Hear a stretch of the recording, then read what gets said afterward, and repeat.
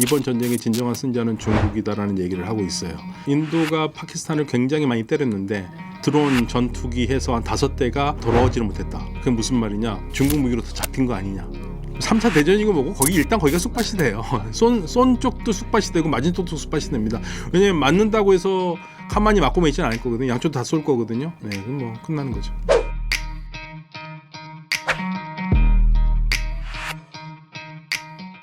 또 이제 70년 넘게 갈등을 이어왔던 인도와 파키스탄이 5월 초에 6년 만에 다시 무력 충돌을 빚었는데요. 이번 충돌의 직접적인 원인 어떻게 보세요? 카슈미르입니다. 네, 카슈미르가 사실은 굉장히 뼈아픈 곳이긴 한데 인도가 영국령이었잖아요. 영국령인데 1947년 8월 14일에 파키스탄으로 독립하고 8월 15일에 인도로 독립합니다. 독립한 이유는 딱 한 가지예요. 종교적으로 원래 인도라는 지역을 1526년부터 무갈 제국이 다스렸거든요. 그런데 소수의 무슬림이 다수의 비무슬림을 다스리는 지역이었고, 그리고 영국이 이제 그걸 이어받은 거고, 그러다 보니까 무슬림들과 비무슬림이 동시에 같이 살고 있으면 나라를 그렇게 쪼개지 않아도 될 거예요. 그런데 사는 지역이 좀 달랐어요. 지금의 파키스탄 지역엔 무슬림이 압도적으로 살고 있었고, 그러면서 파키스탄이라는 국가를 1947년 8월 14일에 독립해 나가니까 8월 15일에는 인도의 힌두를 중심으로 한 그리고 무슬림들이 같이 있는 그러한 나라 국가를 독립했는데, 문제는 이제 카슈미르거든요. 카슈미르는 당시에 영국에서 지배에서 벗어날 때 인도의 왕국이 몇 개 있는 줄 아세요? 550개가 넘었습니다. 550개가 넘는 왕국이 있었는데 그 왕국에 영국이 뭐라고 그랬냐면 인구 비율에 따라서, 그러니까 무슬림이 많으면 파키스탄, 무슬림이 적으면 인도, 이런 식으로 가라고 그랬는데 카슈미르는 1941년 통계에 따르면 무슬림이 한 77% 됐어요. 그러니까 여기는 파키스탄으로 가는 게 맞겠죠. 그런데 군주는 비무슬림 힌두였어요. 그리고 이 비무슬림 힌두 지도자는 파키스탄에도 가고 싶지 않고 인도에도 가고 싶지 않고 여기를 독립적으로 하고 싶었는데 그해 10월에 47년 10월에 파키스탄 쪽의 파슈툰, 그러니까 나중에 탈레반이 그 종족이거든요. 파슈툰 종족들이 카슈미르를 침공을 합니다. 침공을 하고 수도를 점령하려고 그러니까 깜짝 놀라잖아요. 그래서 카슈미르 군주가 인도에 도움을 청해요. 그럼 인도가 그냥 도와주는 게 아니라 네 도와줄 테니까 그럼 우리한테 들어와. 인도로 들어와. 그래서 어떤 면에서는 파키스탄이 얘기하기는 카슈미르가 그때 울며 겨자 먹기로 들어간 거다. 들어가고 싶지 않았는데. 근데 인도는 뭔 소리야, 들어왔잖아. 그러니까 우리 거야. 그래서 이제 카슈미르는 인도 거라고 주장을 한 근거가 돼요, 그게. 그래서 카슈미르가 결국에는 나중에 이제 갈리거든요. 인도령 카슈미르와 파키스탄 카슈미르는 갈리고. 그러면서 싸움이 지금까지 계속되고 4번의 큰 전쟁을 했지만 크게 변화는 없었고, 그리고 더군다나 62년에는 인도가 일부러 중국한테 뺏깁니다. 그건 또 왜 그러냐면 이 영국령 인도와 당시 청나라 중국과 국경이 애매했어요.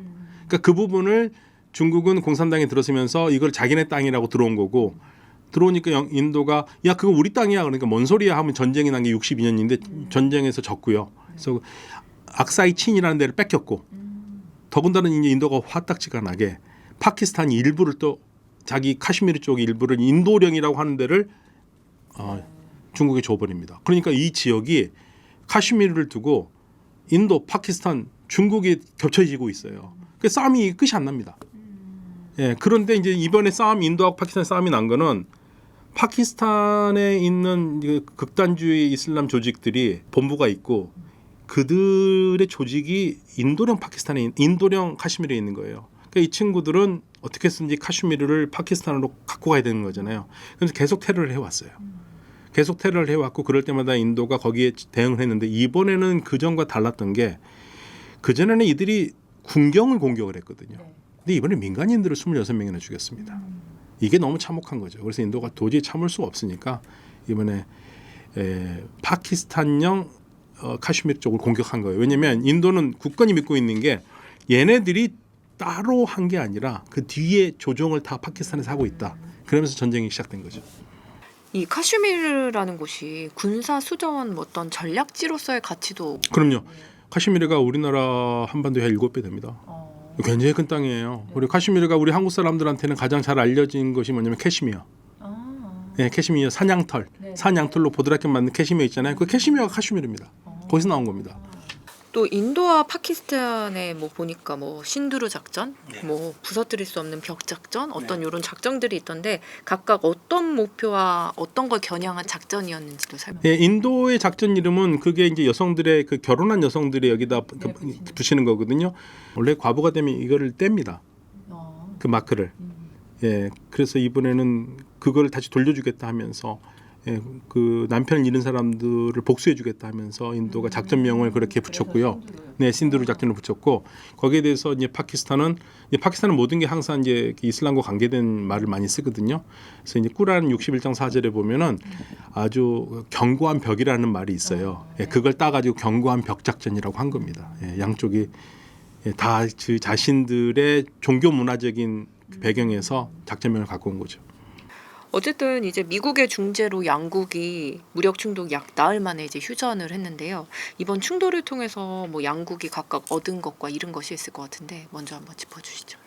얻은 거는 사실 별로 없죠. 사실은 제가 인도 편은 아닌데 인도는 우리가 전쟁을 정당한 전쟁이라고 할 때 왜 전쟁을 하는가와 어떻게 전쟁하는가가 있거든요. 왜 전쟁을 하는가에서는 인도는 전쟁할 수 있는 명분을 얻었습니다. 왜냐하면 민간인이 죽었으니까요. 민간인을 참혹하게 죽였으니까 거기에 대해서는 당연히 전쟁할 명분이 얻는 거고 그리고 이제 어떻게 전쟁하는가는 두 가지가 있어요.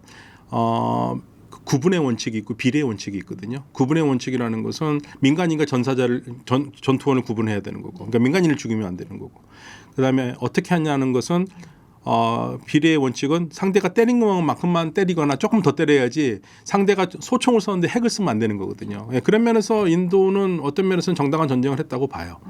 예, 근데 이제 파키스탄은 그건 아니다. 왜냐면 걔네들이 테러 조직이 한 거지. 그 조직이 한 거지. 우리 파키스탄이 뭐 뒤에서 있는 게 아닌데 왜 그러느냐 그러는데 인도는 뭔 소리야. 그 뒤에 다 니네들이 있는 거 우리가 다 아는데.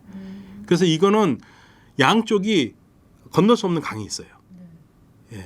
그런데 양쪽이 얻은 거는 사실은 없죠. 양쪽이 얻은 거 없습니다. 예. 계속 피해만 될 거고요. 뭐 이 전쟁이 끝나고 그러면 서로 통회하고 그러면 우리 너무 하니까 싸우지 말자. 절대 그러지 않을 거고요.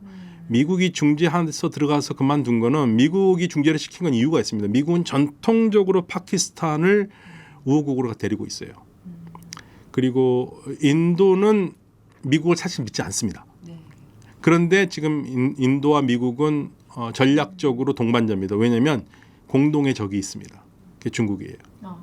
그래서 미국이 끼어들어가지고 양쪽을 화해시킨 거죠. 그러나 이거는 일시적인 화해죠. 카슈미르 문제가 해결되기는 어렵습니다. 그럼 일시적인 휴전이지만 향후에도 결국 갈등은 이어질 것이다. 네, 휴전을 했지만 서로 계속 쏘잖아요, 지금도. 그쵸. 네, 계속 쏘고 있는 거라서. 잠재적 어떤 갈등의 불씨가 될 수 있는 잠재적 요인은 뭐라고 보면 될까요? 아니 계속적으로 카슈미르 문제예요. 예, 그러니까 예를 들면 카슈미르를 아예 포기를 하고 양쪽이 포기를 하고 아니면 카슈미르를 그냥 독립국으로 만들어주면 좋은데 절대 그렇지 않죠. 예, 절대 그러지 못할 거고요. 중국도 절대 포기하지 않을 거고요. 왜냐하면 중국 같은 경우에는 악사이 친을 포기를 하잖아요. 그러면 신장과 티벳이 연결되는 통로가 막혀요. 그러니까 중국으로서는 대단히 불편하죠. 그러니까 중국도 절대 포기하지 않을 거고, 그러니까 인도도 중국도 계속 그거 악사이 친 갖고 싸우고 있고, 그러니까 이 카슈미르는 싸움이 계속될 수밖에 없는 곳입니다. 교수님도 앞서 좀 언급을 해주셨지만 이번 인도 파키스탄 무력 충돌 이후에 인도는 미국 또 파키스탄은 뭐 중국과 좀 밀착을 하면서 미중 대리적 양상도 좀 보이고 있는데 이런 구조가 우리 국제 질서에 좀 시사하는 바는 어떤 게 있어요? 근데 이제 이번에 전쟁을 가장 관심 있게 본 사람들이 무기상들이에요. 그래서 사실 전쟁에서는 항상 거짓말을 많이 하거든요. 어떤 말이 맞는지 모르겠습니다. 그런데 하나 확실한 거는 인도가 파키스탄을 굉장히 많이 때렸는데 드론 전투기 해서 한 5대가 때리는 데는 성공했지만 돌아오지를 못했다. 예, 그러니까 라팔도 못 들어왔고 미국이도 못 들어왔고 수호이기도 못 들어왔고 그다음에 이스라엘제 드론도 때리긴 했지만 돌아오지 못했다. 그게 무슨 말이냐? 그거 중국 무기로 다 잡힌 거 아니냐? 예, 그래서 어떤 파키스탄 쪽을 유심히 본 쪽에서는 뭐라고 그러냐면 이번 전쟁의 진정한 승자는 중국이다라는 얘기를 하고 있어요. 그런데 또 다른 쪽에서 뭔 소리냐, 중국과 무기 허접한데 거짓말이다 그러는데 어떤 게 맞는지 모르겠어요. 근데 하나 확실한 거는 중국의 무기를 무시할 만한 수준은 아니다. 그래서 이제 라팔 같은 경우에도 프랑스도 인도에게 하는 말이 야, 우리 라팔 비행기가 그렇게 후진 거 아니야. 좋은 건데 우리가 문제가 아니라 니네들이 잘못 운용해서 떨어진 거다. 그러면서 진상조사단을 보내겠다고 그러는데 인도가 열받아가지고 못 들어오게 막았습니다.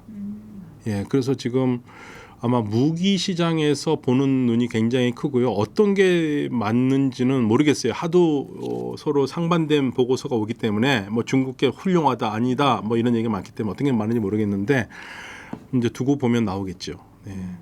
아까 교수님이 인도는 미국을 좀 신뢰하지 않는다고 네. 얘기를 해주셨는데 이렇게 인도가 미국을 좀 신뢰하지 않는 이유가 좀 궁금하고 동맹을 조심스러워하는 뭐 그 이유. 네, 인도가 가장 좋아하는 나라가 어딘지 아세요? 어디? 러시아입니다.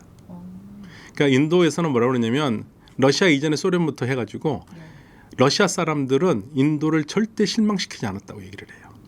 냉전 시대에 미국은 파키스탄 편을 들었거든요. 그런데 인도는 비동맹하면서 러시아, 소련과 굉장히 친했어요. 그리고 카시미르 문제가 유엔에 상정될 때마다 그거를 사실 인도한테 불리할 수 있는데 그걸 다 막아준 게 비토 선언하면서 비토로 하면서 막아준 게 소련이었어요. 그러니까 러시아에 대한 믿음이 대단히 강해요. 그런데 지금 왜 미국과 친할 수밖에 없느냐? 중국 때문에 그런 거거든요. 네, 중국 때문에 그런데 인도가 왜 미국에 대해서 미적지근하냐면 아프가니스탄에서 너무 크게 됐어요. 그러니까 미국이 주도하는 아프가니스탄 정부에 인도가 많이 투자를 했거든요. 그런데 느닷없이 갑자기 철수했잖아요. 그러면서 인도가 추도한 돈이 다 그냥 종이덩어리가 버렸잖아요.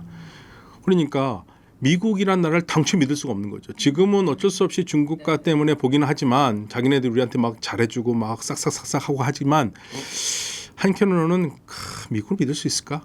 예, 그런 마음이 있어요.